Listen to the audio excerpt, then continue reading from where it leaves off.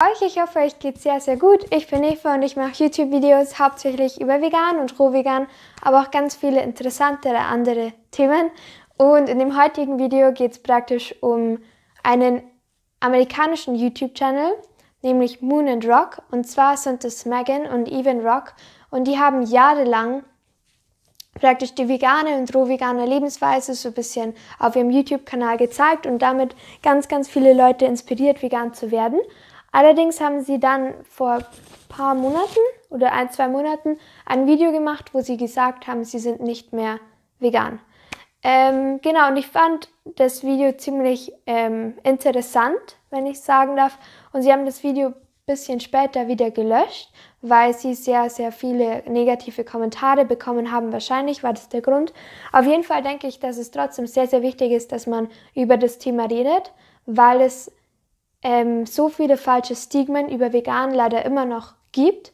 Und deswegen wollte ich über das Video reden. Und bevor ich starte, will ich sagen, ich will in keinster Weise irgendwie Moon&Rock persönlich angreifen. Ich glaube, sie sind, also ich kenne sie nicht persönlich, aber sie sind wahrscheinlich sehr nette Menschen. Und genau, und deswegen will ich mit gleich der ersten Sache starten. Und zwar ist es, dass vegan nicht automatisch vegan bedeutet. Also es gibt so viele verschiedene Möglichkeiten, wie man sich vegan ernähren kann. Man kann zum Beispiel nur Junkfood vegan essen, also ganz oft zu so veganen Burgern und veganen Käsen und Ersatzprodukten greifen. Man kann auch auf der anderen Extreme praktisch sich roh vegan ernähren, dass man nur Obst und Gemüse isst.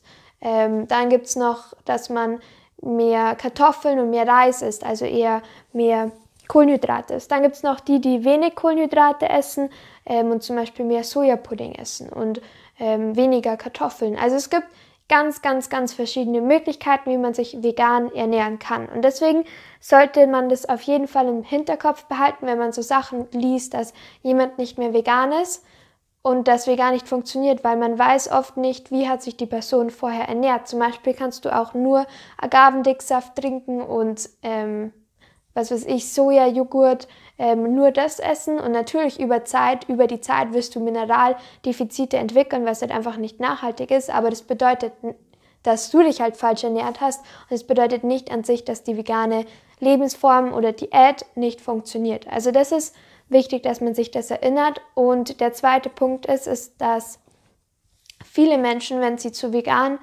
kommen, verkomplizieren sehr viele Sachen. Und ich glaube, das ist meine eigene Meinung, dass das vielleicht bei Moon&Rock ein bisschen der Fall war. Weil zum Beispiel, bevor ich vegan wurde, habe ich mich ziemlich wenig für Ersatzprodukte interessiert oder nicht Ersatzprodukte, aber für Vitamine, Mineralstoffe etc. interessiert.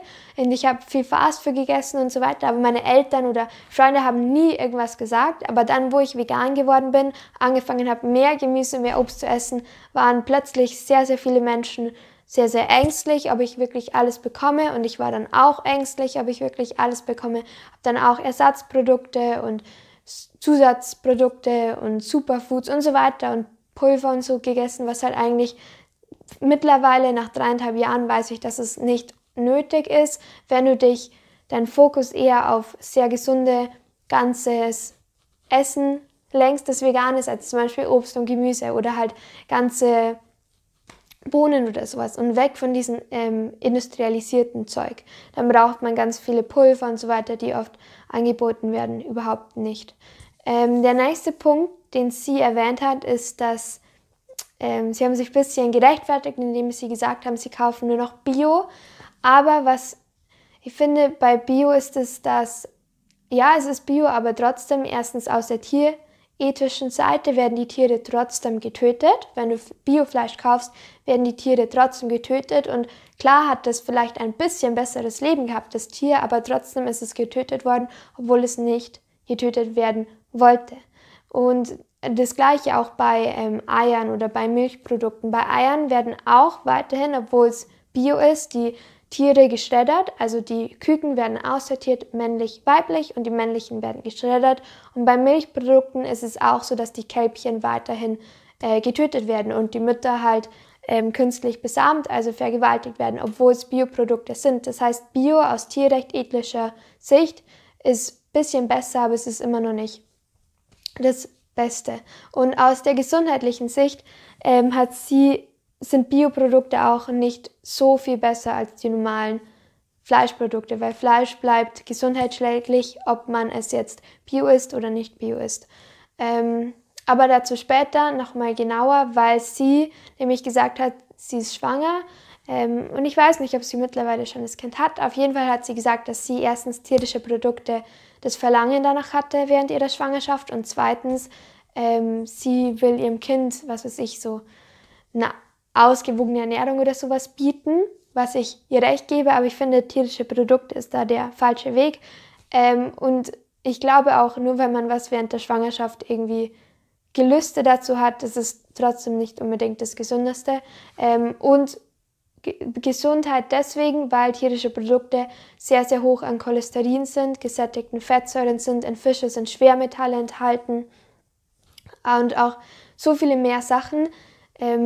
Aber wenn ihr euch mehr informieren wollt, gebe ich euch ganz, ganz viele Links in meine Infobox. Deswegen schaut auf jeden Fall in die Infobox. Das sind zum Beispiel Bücher wie The China Study von Campbell, wo er auch in die medizinischen Faktoren geht. Wir haben Veganize Your Life, das ist ein deutsches Buch, beschreibt auch die gesundheitlichen Faktoren. Dann haben wir zum Beispiel die 80-10-10 Diet, die kann ich auch sehr, sehr empfehlen. Dann gibt es noch von Dr. Michael Greger, How Not to Die. Also es gibt ganz, ganz viele Bücher, die wirklich sehr, sehr gut erklären, warum tierische Produkte nicht förderlich für die Gesundheit sind. Und es gibt auch ganz tolle Webseiten im Internet, wie zum Beispiel Peter oder die englische Webseite nutritionfacts.org, also .org. Die kann ich auch wirklich empfehlen. Ich verlinke alles in der Infobox und die Webseiten, also vor allem nutritionfacts.org ist eine Nicht-Profit-Organisation, das heißt, die Informationen sind sehr unabhängig, was sie oft in anderen Webseiten nicht sind, weil sie da gesponsert werden. Das ist das. Und ich finde deswegen, dass man auch, wenn man schwanger ist oder Kinder haben will, dass man trotzdem vegan sein kann. Zum Beispiel wollt ihr vielleicht den YouTube-Channel von Ellen Fischer auschecken. Der ist super informativ und super interessant und sie hat praktisch 3 vegane Schwangerschaften oder zumindest 2 vegane Schwangerschaften gehabt und hat 3 super vegane, super gesunde Kinder. Und ich habe persönlich auch mit so vielen Kindern gesprochen, die vegan aufgezogen worden sind und die sind super gesund und super glücklich und so. Also man kann auf jeden Fall vegan sein und seine Kinder vegan erziehen oder vegan schwanger sein. Es geht absolut. Und ich glaube sogar, dass es gesünder ist, als dass man seinen Kindern tierische Produkte gibt. Der nächste Punkt ist, sie haben irgendwie gesagt, dass wir Menschen uns entwickelt haben auf tierischer Basis. Also dass wir praktisch in unserer Evolution Tiere immer schon gegessen haben. Und das ist falsch, weil ich glaube, viele Menschen haben so im Kopf, dass wir von den Neandertalern abstammen, von diesen Starken, die in den nördlichen Ländern in Höhlen gelebt haben und was weiß ich, so immer so raubtierhaft diese Tiere in der Gruppe oder so gesammelt haben. Aber da von den Neandertalern stammen wir nur circa weniger als 1% ab. Wir stammen von den Homo sapiens ab. Und diese Art hat sich entwickelt, also wir haben uns entwickelt über Millionen von Jahren in Afrika, in tropischen Gebieten und haben da eigentlich hauptsächlich Früchte und so konsumiert und sind dann nur vor 200.000 Jahren haben wir begonnen mit gekochten, also mit Feuer zu experimentieren und haben dann auch begonnen, aus Afrika rauszuwandern. Aber die 200.000 Jahre sind halt absolut nicht ausreichend, damit sich unser Darm und unsere Körperanatomie verändert, aus evolutionistischer Ansicht nach.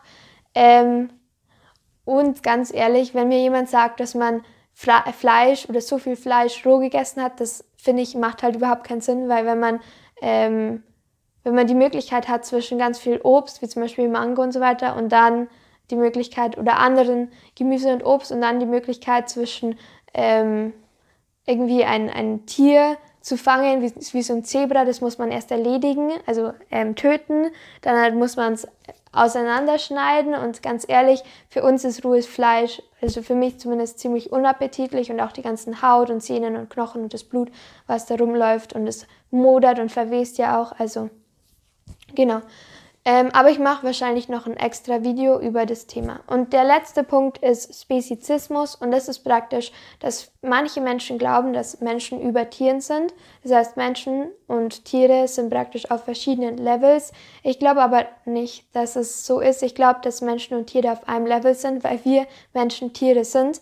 Das heißt, Menschen sind nicht besser oder nicht schlechter, genauso wenig wie Tiere besser oder schlechter sind, sondern wir sind einfach auf einem Level. Genau, und deswegen haben wir auch kein Recht, Tiere irgendwie zu essen oder zu, was weiß ich, für unseren Nutzen zu verwenden, weil Tiere einfach ihr eigenes Leben haben und ihre eigenen Rechte haben und genauso wie wir auch nur leben wollen. Genau, und das waren die Punkte, die ich anschneiden wollte. Vielleicht habt ihr eure eigenen Meinungen. Ich bin mir ziemlich sicher, dass ihr eure eigenen Meinungen habt. Dann schreibt sie bitte unten in die Kommentare von YouTube. Und genau, und wenn ihr irgendwelche Fragen zu vegan oder du vegan habt, fragt mich und schaut auf jeden Fall in meine Infobox, weil ich verlinke ganz gute Informationen. Und genau, ich wünsche euch auf jeden Fall noch einen sehr, sehr schönen Tag und ich wünsche euch alles Gute. Ciao, ciao!